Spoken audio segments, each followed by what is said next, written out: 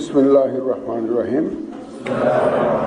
মাননীয় সদস্যবৃন্দ, এখন আপনাদেরকে সংবিধান সংস্কার পরিষদ সদস্য হিসাবে শপথ বাক্য পাঠ করানো হবে। আপনাদেরকে অনুগ্রহ করে দাঁড়িয়ে শপথ পাঠ করার জন্য অনুরোধ করছি। উল্লেখ্য যে আমি শব্দটি উচ্চারণের পর মাননীয় সংবিধান সংস্কার পরিষদ সদস্যগণ ডট চিহ্নিত স্থানে নিজের নাম পাঠ করবেন। আমি সংবিধান সংস্কার পরিষদ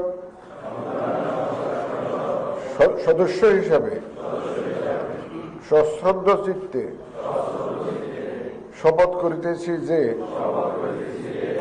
আমি যে কর্তব্যভার গ্রহণ করিতে যাইতেছি তাহা আইন অনুযায়ী ও বিশ্বস্ততার সহিত পালন করিব। আমি বাংলাদেশের প্রতি অকৃত্রিম বিশ্বাস ও আনুগত্য পোষণ করিব